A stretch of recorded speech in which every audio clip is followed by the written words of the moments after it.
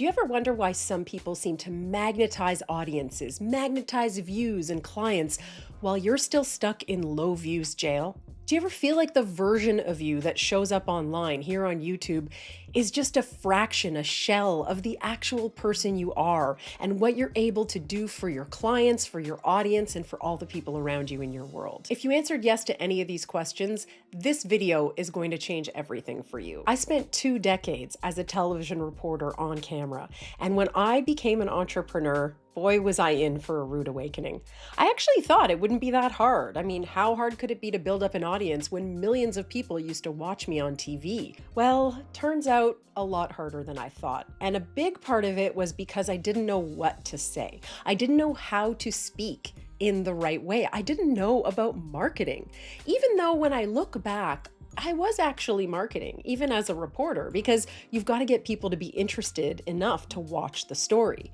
So when I started to realize that I could apply some of those principles, but just think about them a little bit differently without losing my personality in the process, without having to like button myself up and be reporter mode, that's when things really started flowing for me. So stay with me till the end, because I'm going to show you the complete rethink about how you show up. And by the end of this video, you're really going to understand what you need to work on in order to really master this skill. And it's not going to take you as long as it took me, because when I started, I didn't have these kinds of YouTube videos to help me. There was so much frustration, especially thinking to myself, like, how could I not be getting good views? I felt this imposter syndrome, like, why not me? When I saw all these other people getting views and I was stuck in low views jail.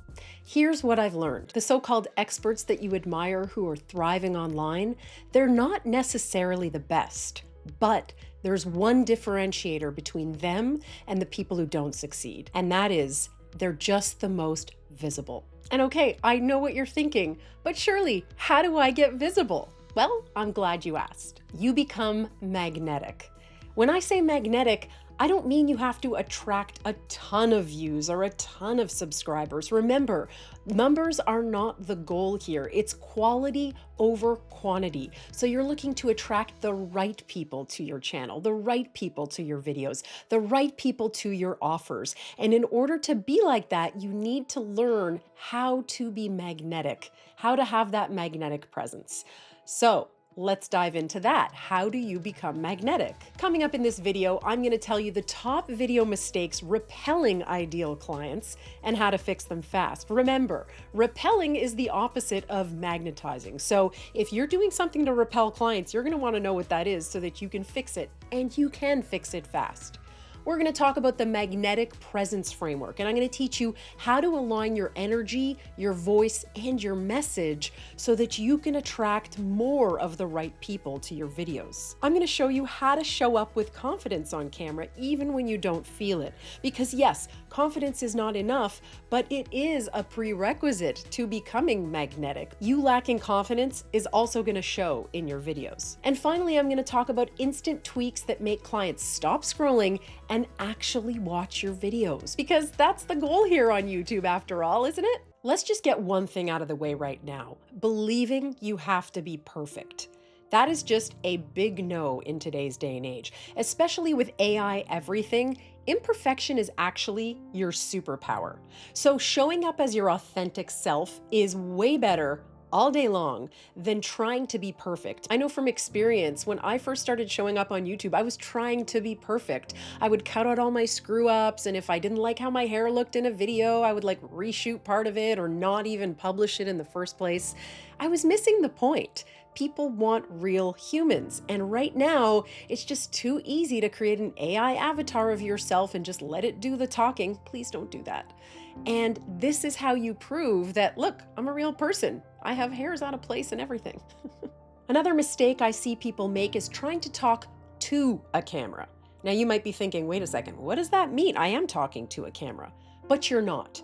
You're talking through the camera to an actual person. So what does that actually look like in practice? Well, if you're looking at the lens, and I hope you're looking at the lens when you're recording, not looking at yourself, because look what the difference when I look at myself versus look at the lens. There's a tip for you.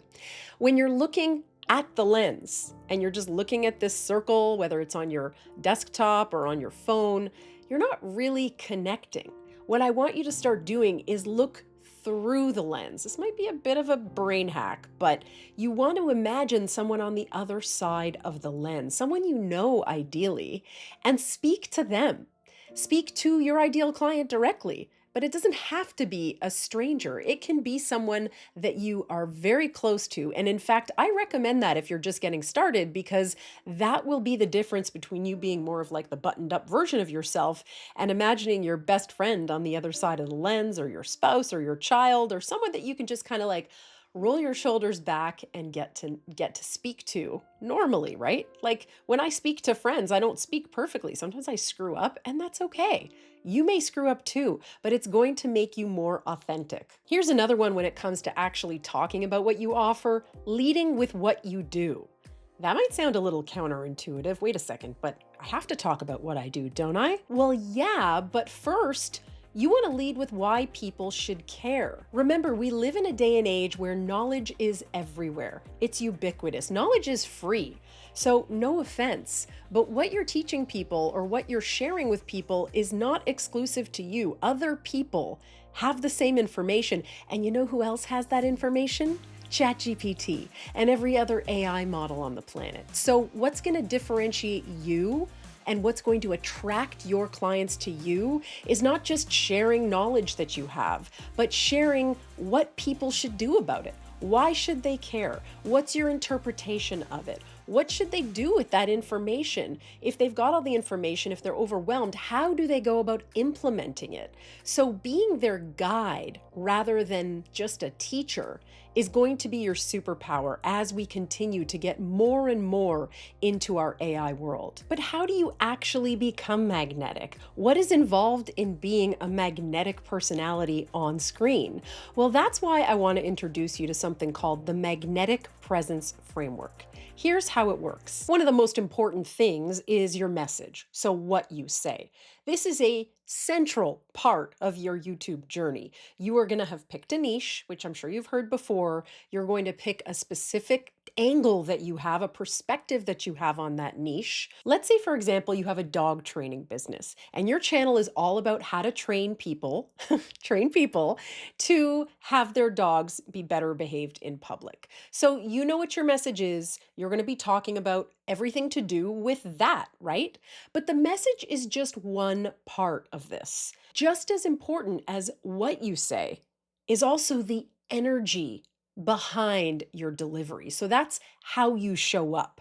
Now, for people who are introverts, this can be really hard because you're not naturally like that. You're not like really animated when you speak. And so if you do that in your videos, then there's going to be a disconnect, right? Because people are going to be like, wait a second, that's not what she's actually like or what he's actually like if they work with you. And you do want that experience from discovering you to consuming your content to starting to work with you to be a seamless experience where they don't have this like, whiplash where they're like, wait a second, who is that person on the videos? So it's about striking the right balance. This doesn't mean you've got to suddenly become an extrovert overnight or that you have to gesture wildly if that's not naturally your personality, but you do have to give some thought to the energy behind your presence. So, are you feeling stress? Oh, I just have to get this video done. I just want to get it out the door. Or are you genuinely getting in the zone of being on video, of telling that story, of speaking to that person, right? There's a real difference in energy there. And that's